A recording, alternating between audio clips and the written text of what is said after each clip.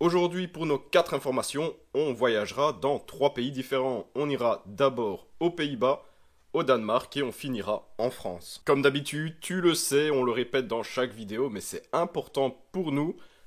N'hésite pas à t'abonner, à lâcher un commentaire, mettre un petit pouce et à partager sur tes réseaux sociaux. N'hésite pas non plus à aller faire un petit tour sur la chaîne pour voir les autres types de vidéos que je propose. Pour notre première information, direction les Pays-Bas, dans un parc que je ne connaissais pas du tout avant de faire mes recherches pour cette vidéo. Il s'agit du parc de Aventurenpark Elendoorn. Les Hollandais, niveau nom de parc. Ce petit parc se trouve à 1 heure de route de Walibi Holland. Le parc accueillera son 4e roller coaster durant la saison 2022. Le public cible ici est bien sûr les familles, donc pas d'attraction à sensations fortes. Qui dit petit parc dit petits investissements, et un roller coaster coûte parfois assez cher, donc quoi de mieux que d'acheter un coaster d'occasion. Les images que vous voyez sont celles de ratons locaux. Enfin, c'est comme cela qu'ils s'appelaient quand ils se trouvaient encore dans le parc mexicain, la Feria Chapultepec Magico, parc fermé en 2019. Il s'agit d'un coaster de type Wild Mouse, typiquement ce que l'on peut trouver sur les foires ou petit parc familial. En technique, nous sommes sur un parcours de 420 mètres, une vitesse max de 47 km/h et une hauteur de 13 mètres. Je pense qu'il y a vraiment moyen de passer une petite journée assez calme, comme je le fais quand je vais à Belwaard Park ici en Belgique, où t'as pas trop envie de te prendre la tête avec des sensations fortes, tu veux juste passer ta journée dans un parc et te détendre. Pour notre deuxième information, on se dirige dans le beau pays du Danemark et plus précisément dans le parc de Djurs Sommerland. Le parc investit chaque année dans de nouvelles zones et attractions. En 2019, nous avons eu droit à l'arrivée de Tigeren, le tigre, une attraction pendulaire comme Sledgehammer à Bobbejaanland. En 2021, la pandémie décale les investissements. Du coup, en 2022, nous allons avoir une nouvelle zone sur les thèmes des dinosaures. La zone s'appellera tout simplement Dinosaurland, c'est logique. Dans ce land, nous aurons droit à un nouveau coaster et une petite balade agréable. Alors on n'est clairement pas sur un coaster incroyable vu qu'on est sur un train électrique de chez McRide. Si vous ne savez pas ce que c'est, ce sont les petits coasters qui possèdent cette ligne sur les rails. Cette ligne alimente en continu le train en énergie, un peu comme les circuits électriques de petites voitures que tu possédais quand tu étais petit. Et il y aura aussi un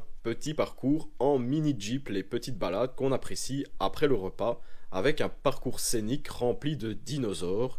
Il en comptera 25. Alors, personnellement, moi les landes sur les dinosaures, c'est un truc que je surkiffe. Je suis un petit enfant avec ces gros lézards géants. Et d'ailleurs, un land que je rêve de visiter, c'est celui de Jurassic Park à Universal Orlando. Ah, pardon.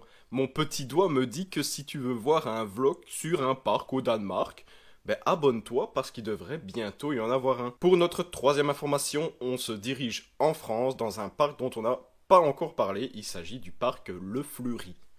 C'est beau, hein. Le parc qui se trouve en région Hauts-de-France va accueillir un nouveau coaster. Celui-ci remplacera le coaster du nom Imulgi. Ce coaster a fait parler de lui malheureusement en 2017 quand une de ses voitures s'est décrochée faisant une chute d'1,50 m de haut. Bref, pas de blessures graves pour les passagers, juste quelques égratignures. Mais en 2022, un coaster de type Goldmine devrait investir le parc. Dans sa version originale, le parcours ne fait que 270 mètres de long sans inversion avec une hauteur de 13 mètres et une vitesse inférieure à 50 km/h. Pour conclure, cette attraction est prévue pour le printemps prochain. Bref, personnellement, ce n'est pas un parc qui me tente plus que ça, car je trouve que le parc n'est pas assez étoffé et vu qu'il se trouve quand même assez loin de chez moi, tu vois quoi, ratio déplacement sensation, il est négatif là. Mais bien sûr, j'ai quand même hâte de voir ce que va donner ce petit coaster qui m'a l'air un petit peu bizarre sur la vidéo.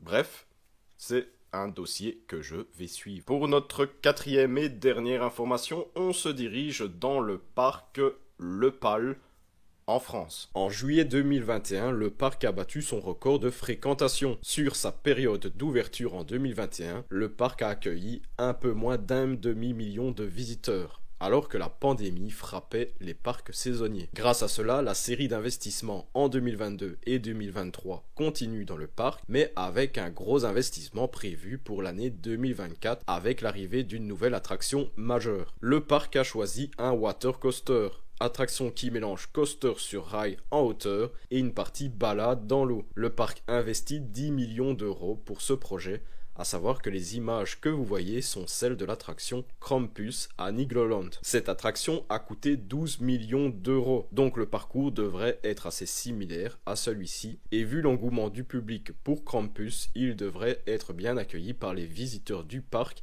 et les potentiels nouveaux visiteurs. Et clairement, Le Pal et Nigloland sont deux parcs français un peu plus nationaux qui me donnent vraiment envie de les visiter, contrairement à celui dont on a parlé juste avant. Bref, comme d'habitude, si tu as apprécié cette vidéo, n'hésite pas à t'abonner, à partager, à mettre un petit pouce bleu, et à faire plein de choses, à mettre un commentaire, à regarder plusieurs fois mes vidéos, à te faire tatouer mon avis sur le bras, bref, comme d'habitude. Ciao les rêveurs!